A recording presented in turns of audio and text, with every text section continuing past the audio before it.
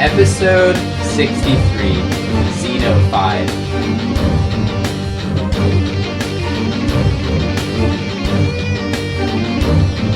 Hey guys, it's David here, and on this one, I'm going to be having some more stuff to talk about Order and Chaos, and other stuff, with random pauses in between. Alright, I'm done with that. So, yeah, first of all, I'm going to have an Order and Chaos discussion, and this is going to be with a new guest star, which you'll find out about, and it's going to be about, like, flying mounts, Xeno-Fied, the new guild that I joined, that's going to be, like, the main focus, and some other stuff, like world bosses and other stuff. And after that discussion, I'm going to be talking about a game that was delayed. So I'll be talking about that and reading an article about it, and yeah. And then at the end, I'll have the question of the week, and that's going to be the episode for today. Unfortunately, today, I did not have the tea time segment because I was not ready to make it. I guess me and Wimp, didn't have a time to make... Why am I fucking talking like this? Okay, me and Wimp just couldn't fucking decide a time to make it. So hopefully, and I always say hopefully, but, it might possibly, in metaphorical sense, it might be on episode 64.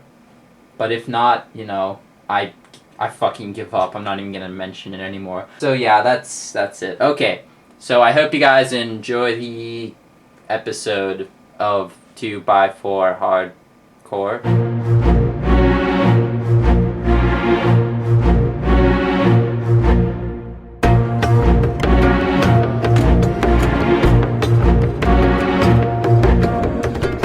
Hey guys, it's David here, and welcome to another Order and Chaos discussion.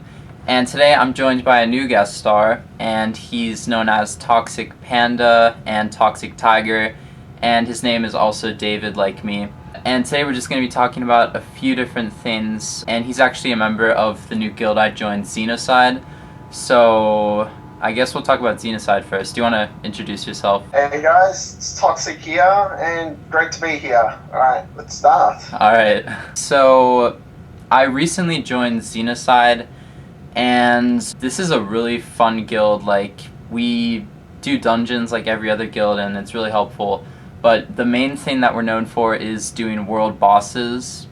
And basically, every time a world boss spawns, you're required to go there. You can have, time to finish whatever dungeon you're in, or whatever you're doing. You get, a 10-minute warning, and then we all go to the world bosses. And we have, a main loot team, and that switches off, based on the amount of times you show up for world bosses, and making it fair, between all the guildies. Basically, everyone else is a DPS, and then there's a main monk team with a tank on it, who's, the main tank for whatever boss it is. So that's, the main function of Xeno, working together. And right now, since world bosses are, the main thing in the game, besides, EHL, that's, a thing that Xeno really dominates in Arcadian Forest. Yeah, because most people always tell me through private messages saying, oh, why the hell did you take out bosses and all that? But I'll just be honest, we do world bosses just for fun. We never intend to steal it from anybody.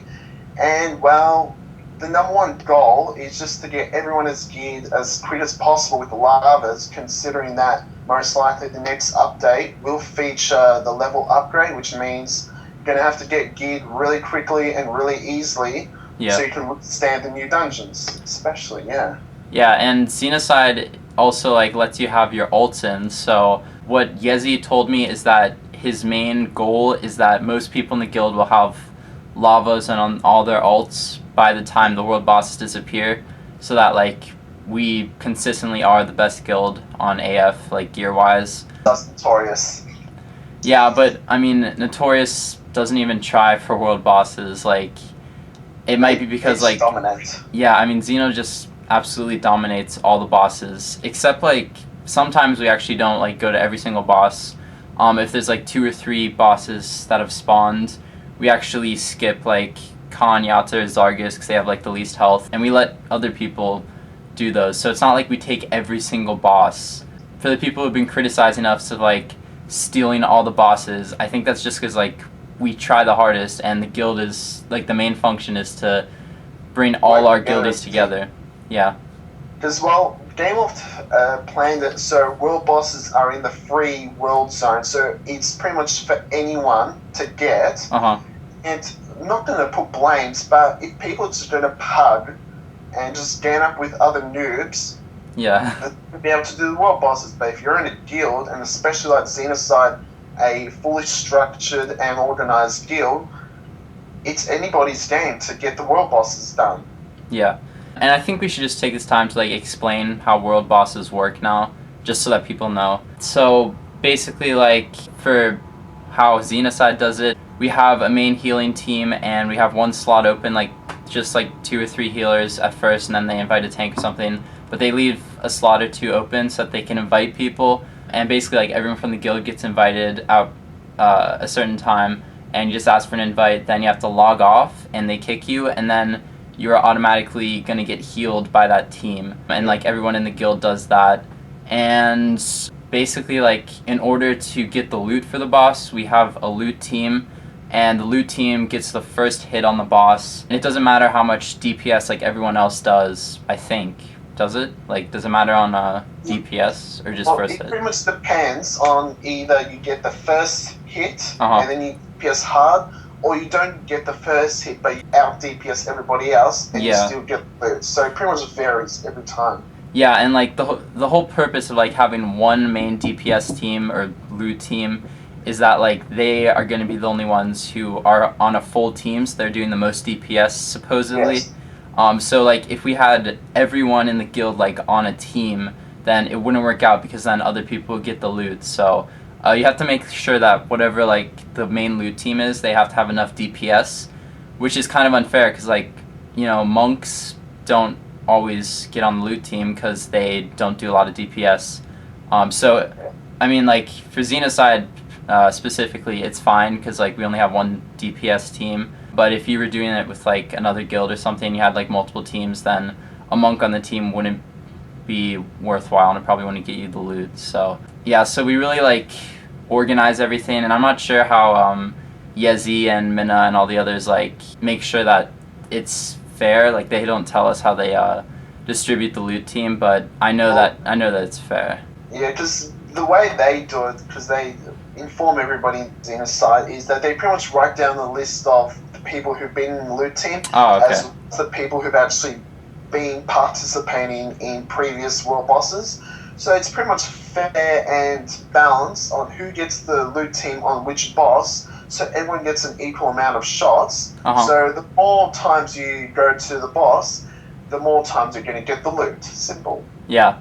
So supposedly you'd go with like your best geared tunes that you could help the most. Like personally, I go on my healer, and I'm usually on the main healing team. And then when I want to get the loot, like when it's my turn for the loot, I just switch to like my ranger, who's like the least scared of my characters. So I didn't realize that they actually wrote all that down, which shows like the commitment of our leaders in Xeno-Fied. But one other concern that some people have said about Xeno-Fied is that like we reset bosses when we're losing it. What do you have to say about that? I'll be honest, we do reset bosses every now and again, but as you mentioned before, it's the main thing is to actually get the first hit. So if we decide to come on to a world boss and there's already a bunch of noobs and other people there who already find the boss, the chances of us getting the loot is very low. So pretty much the only choice we have is to either wait for him to die or to reset the boss. So yeah, it's pretty much fair. Okay. Well, I think it'd be pretty funny, like, if there's a whole bunch of Xeno people and then there's, like, one team of, like, Amnesia or something, and then, obviously, like, we're owning the boss, and then we reset it, and, like, we're talking about it in our guild, and then Amnesia thinks, like, that they were the ones who were, like, the main loot team, and that we reset it because they were there or something, but really, like, we reset it because of some other glitch in our guild. So I'm not sure, like, it's always because, like, we're trying to steal the loot from the boss. You know what I'm Yeah, I saying? doubt it. It's probably not that all the time. Yeah, and I'm sure like any other guild would do that as well. So it's not just Xeno-Fied who's like resetting bosses intentionally. If you go to any world boss, you'll see a bunch of Xeno-Fied people there, and that's just because I think this guild has the most commitment for world bosses out of any other guild. Is there anything else we want to talk about for Xeno-Fied? Well, you pretty much summed it all up pretty well. I guess we'll just leave it at that. Alright, so now let's talk about a certain legendary that Toxic Panda really wanted to talk about right now. And you recently got the sigil for this, so you can talk about that. So last Sunday, I was with a few members from Xeno-Fied. So I was with Vixen, with Kayla, and with Tweaked, and we were doing the legendary boss. So 2 weeks ago, prior to that, I got the sigil for the hammer, which I was completely unexpected about. Wow. So pretty much blew my mind, and I decided to do the world boss. And to be honest, I think we actually set a new record for the server. We did the boss on the 3rd try. Oh wow. In under 20 minutes with no rune reses. Wow. Wait, it actually took like 20 minutes though? Yeah, 20 minutes altogether, so that doesn't count. Oh, so like for all 3 tries together it took 20 minutes. Yep. Okay, I get it. About 20 minutes. That's impressive. And now that I've got the sigil, I only need, let me check, I only need 8 more lava cores, and I'll be the 2nd person in Arcanian Forest server to have the legendary hammer besides someone from Warrens. Wow. So really ecstatic about that. That's cool. I didn't realize that you actually need more lava cores, like once you get the sigil. Yeah, I thought so too, but... Oh, wait. Do you mean like for the actual like upgraded hammer, or do you mean like for the sigil quest? For the upgraded hammer, yeah. Oh, okay, never mind. For the quest, you only need the spirit shard. Yeah, never mind. Sorry, I was confused about that. Yeah. After I get the crystallized hammer, I'll pretty much be ready to go to get the lava burst hammer, so really looking forward to that. Damn. I wish I was you. Trust me, we'll get there one day. I hope. I'm running every single day trying to see hammers or relics, so I don't know. Game Off doesn't like me anymore. But do you have the stats for the lava burst hammer offhand by any chance? The lava burst hammer, it's 9 stamina, which is a little bit less than the crystallized hammer, but it's got 18 wisdom, so oh, more nice. Wisdom, but less stamina. Uh-huh. The spell crit is 22. Not the bad. healing power is a whopping 240, which is more than anything else right now in this game. Wow. And mana regeneration is increased by 18 every 8 seconds. And here's the awesome part. When you get Mastercraft for the Lava Burst Hammer, it says that healing power is increased by 125 and mana regeneration is increased by 81 for 15 seconds. Wow. And what's so weird about this compared to any other legendary lava is with those other legendary lava weapons, they only last 30 seconds, and it's if something happens. This is permanent, so it doesn't go away, it stays there entirely once from the moment you start healing with the legendary hammer.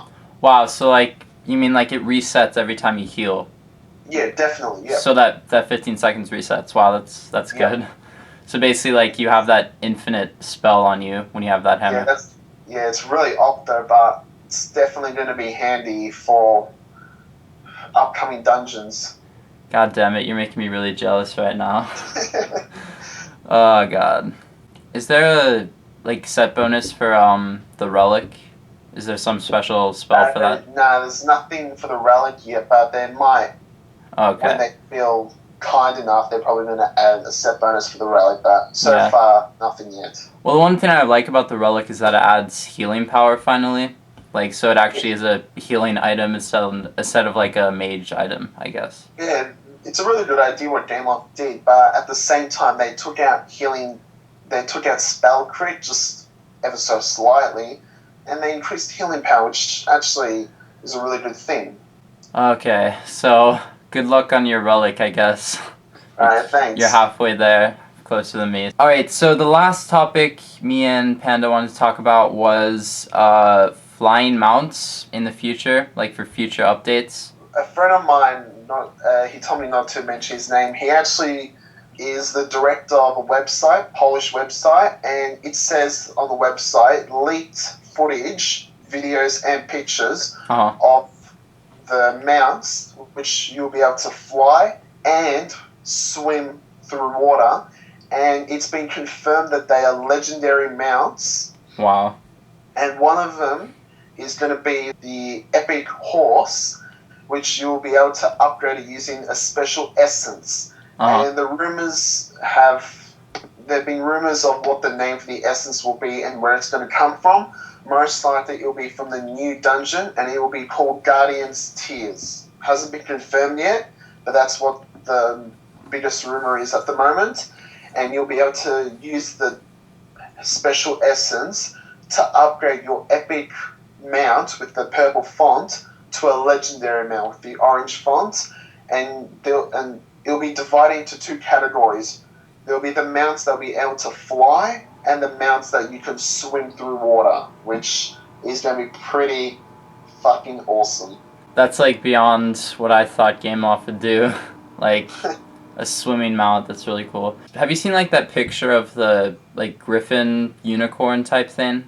Like that leaked photo? The mount that has like a big head strapped to its chin. It's pretty weird. Yeah. Do you think that's one of the flying mounts? That is not a flying mount, but okay. It's new land mount, and it is a legendary mount. So that's been confirmed. So legendary mounts would probably like add twice as much speed or something. I think that it's going to be probably the same speed as those epic trappable mounts. For instance, the Busting Howler line, which has speed of 40%. It's probably going to be the same speed, but they're going to add extra set bonuses. So probably like increased attack power, like agility buffs or wisdom buffs. Probably something on the lines of that. Oh, that's really cool. So I guess they'll make it more like class specific then, like with that. Yeah, probably. Alright. You mentioned something about like a new dungeon, and I talk about this frequently on the podcast, like what's coming next for Ordering Chaos, and I'm guessing that this new dungeon would probably be like for level 70s, so... Well, if people would remember when this update came out, the Christmas update, it said that the new dungeon, normal mode will be level 65, and the legendary mode will be level 70. That is still confirmed for the next update, for the next dungeon. And Game Loft are still deciding on whether the new dungeon will be in the new snow region, or if it becomes expanded, or just like with Gate of Silent and Silent Palace, if they're going to make an extension. So you have EHL, and they're probably going to add an extension to that dungeon with the new upcoming dungeon. Okay, so you're saying like we might still be able to be at level 60 cap for now, like with a new dungeon? Yes. Alright, so I guess our gear won't go to crap yet. For now, let's hope not. Yeah. Alright, so we do too much speculating of future updates on this podcast, but you had some really useful information. Thanks guys for watching, and leave any suggestions below for like future discussions for Ordering Chaos with guest stars, and thanks Toxic or David for coming on. Thanks, Dave. David number 2. And yeah, I hope you'll come on in the future for more discussions.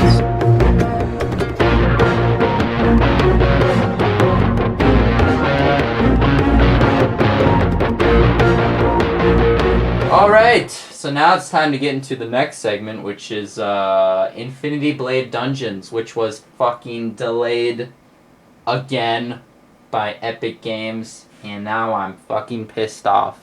This is like the #1 game I was looking forward to in 2013, and now it may be delayed or it might not be fucking coming out. But I have an article I'm gonna read, and this is from cnet.com. So yeah, there's your source. I hope I don't get like in trouble for reading this. Okay, so here's the article.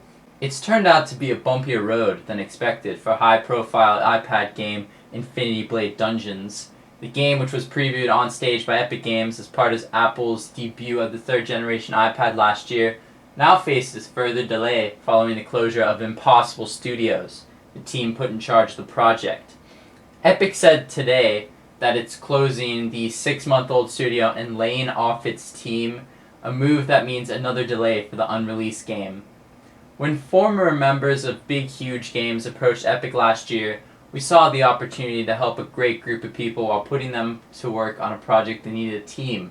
Epic Games founder Tim Sweeney said in a post, "It was a bold initiative, and the Impossible folks made a gallant effort, but ultimately, it wasn't working out for Epic." Impossible Studios was mostly made up of staff from Big Huge Games, which was shut down last year when 38 studios went bankrupt. Back in October, Epic said Dungeons have been delayed, while Impossible reworked the focus of the game, which is part of the Infinity Blade universe, Epic's highly successful venture on iOS. And then it talks about like quad-core graphics processor and other shit. And then it says, Tim Sweeney said that the employees that the company is letting go will be given 3 months of severance as well as the option to keep the Impossible Studios name and logo.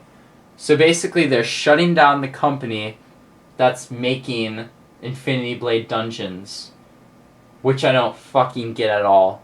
And I'm guessing Epic Games still has the rights to it, so I guess they can still work on it, but it's gonna take a while because now, I don't know how this shit works, but like, we're gonna have to wait fucking longer than we thought we would, and it probably won't be out Q1 of 2013, so I'm really sad now. I hope it comes out this year, if it comes out ever, and if not, then I guess Infinity Blade 3 will come out soon, maybe, I don't know.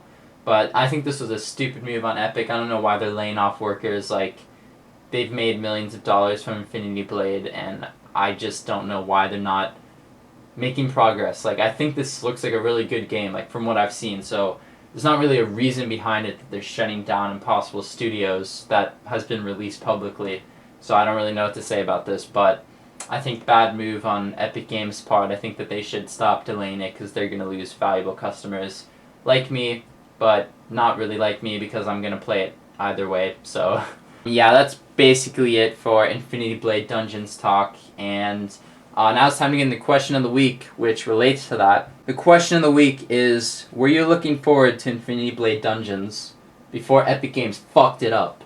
Now that second part, just ignore that. Answer the first part. Okay. So yeah, that's it for this episode today.